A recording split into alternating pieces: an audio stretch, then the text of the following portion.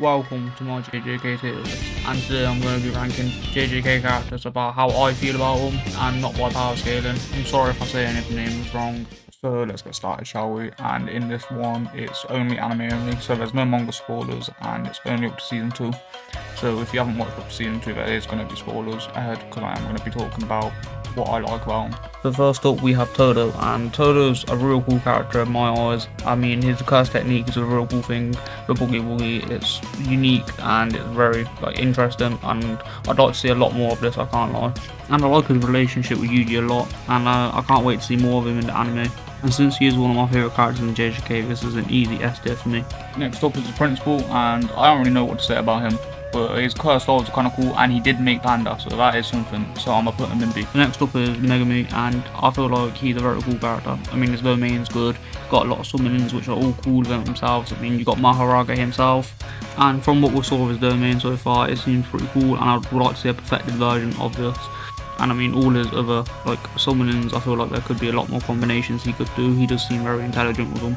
And I feel like it would be great to see what him and Yuji could do at their full power together. Especially since we know Megami can actually be really strong, since we know who his father is, and we know the 10 summonings is one of the strongest abilities in JJK. So that's why I'm going to put him in S tier. So next up we have Chozo, and I find his blood manipulation so cool. I mean, he completely made you forget about the other blood manipulation user in the show as soon as he got introduced. And I mean, his fight with Yuji was something else, I can't lie. And him and his brothers all having blood techniques, I find that pretty cool. And he is Yuji's brother too, which is kind of crazy to think about. So that's why I'm going to put him into A tier. Next up is the principal of the sister school, and he's going to go in D because I don't really like him, I can't lie. And next up we have Ichichi. I can never say his name, but he's going to go in A because I actually like him a lot. So next up is Panda, and I personally think Panda's a real cool character. I mean, he's funny and he's strong. There's not really a lot else you'd want of a character. But I also feel like his free heart situation is actually really interesting, and I mean, no one else has it in the show. And that is why for me he's going into S. So next up is Hanami, and their curse technique is one of my favourites out of the 4 disaster curses, and they also are my favourite character out of the 4 disaster curses. I just like all of the cool flower things that it can do, and I mean, I like the left arm too, that's pretty cool. That's why they're going to go into A tier. And next up is Miwa. There's not really a lot for her, so I'll just put her on B. Next up is the blonde assistant. I'm just going to put her next to Ichichi, since there's not really a lot to say about her. The next is Junpei, and I would love to see more of him, I can't lie. His curse technique did seem pretty cool, but since we didn't get to see a lot of him, I'm only going to put him in A. Next up is Narutoshi, and I'm going to put him in B. So next up is Nobara, and personally I find her pretty cool of a character.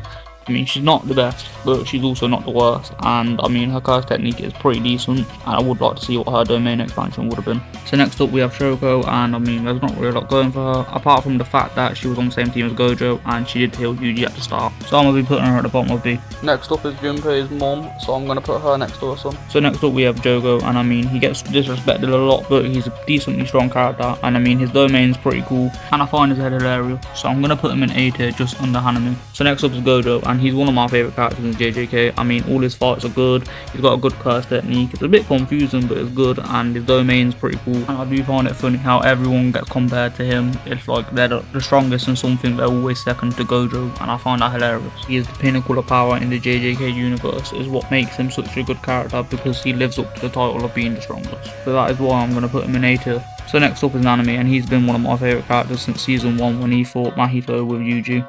And I mean, season 2 he lived up to the expectations that I was holding for him, and I personally feel like he is one of the best characters in JJK. And it sucks that we won't be seeing any more of him anymore, but he's still going into S tier for me. So next up we have Yuji, and he's by far one of my favourite characters in JJK, just because I mean, he started from nothing and he's fighting his way through with just his hands basically, while everyone else has these mad crazy techniques and he's just straight hands. And I do feel like every single fight he's been in has just been good. He hasn't really been in a bad fight so far. And him in season 2 was actually amazing, because we saw him break, but then we also saw him come back stronger, and I really like that character development there. And I also find it interesting how he basically mastered the Black Flash, and the way he's dealing with Sukuna is a lot differently than anyone else really would. And I want to see how much of Sukuna's abilities he can end up controlling, and I do want to see if he can get a domain expansion. And with all that said, I'm going to put him at the top of S for now. Next up we have Mai, Matthew's sister. I'm going to put her at the top of B. She is my favourite character out of the B so far. Next up is Momo. She's going to go in D tier. I ain't really got a lot to say about her. And next up we have Toga, and I find his speech curse technique pretty cool. And I would like to see a lot more of him, to be honest, in the next seasons. I'm going to be putting him near the top of the tier. So next up is Kenjaku, and personally I don't really like Kenjaku, but I do like Geto. So if Geto was on this tier list, I would have him in like A tier-ish, but Kenjaku's going to go into C tier for now.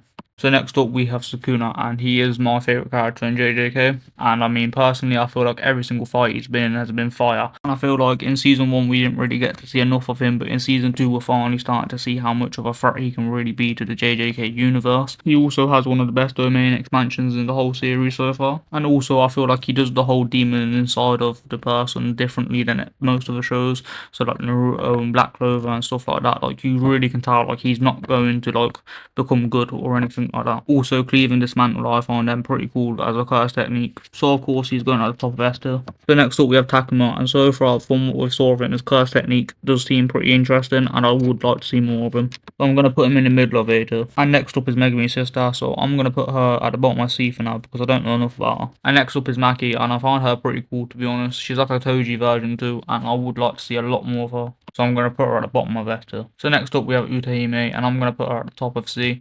I don't not like her, but I don't like her either. And next up we have Yuki, and I'm going to put her at the bottom of B. I just feel like we haven't saw enough about her yet. So next up we have Mahito, and I really hate this person, and you see how rude he is. He tried to hop onto the tier list. I didn't even want him on this. His curse technique is pretty cool though, I can't lie about that. So as I finished this, I did realise there's a few characters who aren't actually on the list. So first off, it's Yuta, and he'd be in S class, like just above Maki. Also, I do find it funny how he's got the Queen of Curses and Yuji's got the King of Curses. And next up, we have Toji, and Toji is my third favourite character, so he's just under Yuji and just above Gojo. And I just find him such a cool character, and I like how he got brought back in season 2, even though they didn't really need to bring him back. I do like the fact that like he's got no curse technique or curse energy, but he's still like one of the strongest people who we've saw up to this day. And the way he just showed up and like easily handled Dagon when everyone else was struggling, I just found that cool. And I mean, speaking about Dagon, he is the next one on the list. And from what we saw of him in season 2, I do find him like a pretty cool character, so I'm going to put him just under Jogo. And from what we saw out of domains alone so far, I do feel like he has one of the like coolest domains that we've saw out of most people. And next up is Maharaga, and I find him really cool, and I feel like there should be a curse technique ability of just like him adapting. Like I feel like that should be its own curse ability, not someone's ability. And just from what we saw of him in season 2, I am going to put him just above Maki. And with that, the video is finished, so please like and subscribe and let me know what your thoughts on this video.